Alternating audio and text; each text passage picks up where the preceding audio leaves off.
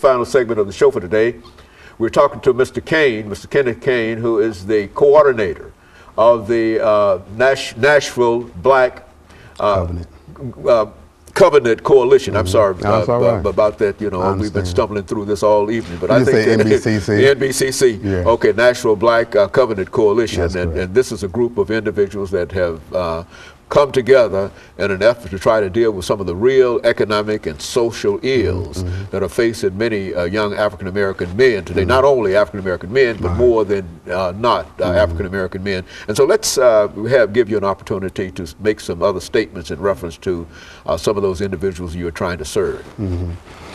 Well, as I said, it comes out of my spiritual center. I believe people of faith have a responsibility. And so issues that we're trying to deal with, as I said, with people with the felonies, but also understanding the terrible economic conditions people are having to live through, despite what they say about the average unemployment rate. You know, as you know, in our communities, when they have a recession, we have a depression, right? And so that's continuing, but it's getting worse. And of course now the violence and the drug scene. And so we understand that something structurally must be done. We understand that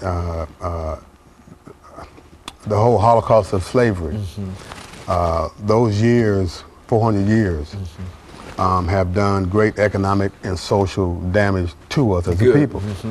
And so we want to try to find a way to begin to address these issues in a very intelligent way.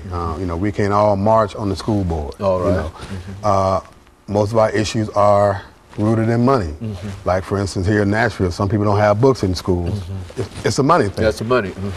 And so we are sponsoring a conference in November 11th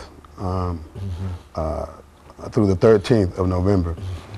A group called Cobra is coming into town to talk about restitution and reparations. You know, how do we help America to deal with its historical debts that have yet to be paid?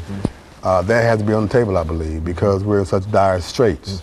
Our people are so hungry right now. They are losing their homes. So we must address the economic issue from a more structural you know, standpoint.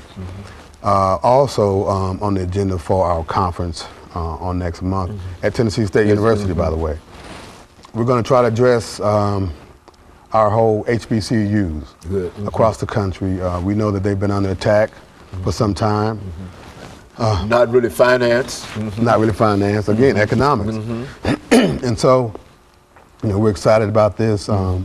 We have Dr. Al-Hadi is going to give a piece about the whole HBCU experience and our economic dilemmas that we're facing, as is Fisk is facing, you know, difficulty. You know, many of our schools are facing difficulty. And yet these schools have educated, from what I'm told, the majority of the educated class in America. You know, and so we want to continue those legacies of our HBCU. We must reclaim them.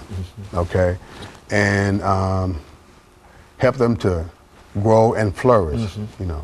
So. And so all of these, so this conference is November the 11th through the 13th. That's correct. At Tennessee State University, and you've got people from all over the nation coming here in order to address some of the issues that we're dealing with now. Certainly from the southwestern parts of the United States to address these issues, and all of them fine. And so this is a general issue all over the United States. When we talk about felony arrest and felony disfranchisement and parole systems and the whole thing, I would imagine that has something to do with it too, because it does. Not reincarnation. Incarceration, incarceration. That would I would imagine that would also be an issue as well. Yes, of course, because so many of the people who have done their time attend our churches. You know, they work in our communities or trying to work in our communities. They are free. You know, they've done their time. Whether or not they were guilty or not is another issue.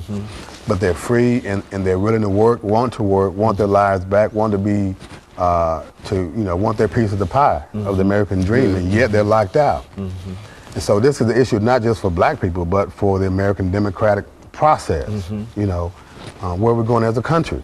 Is this the way it's going to be? Does the Constitution not matter?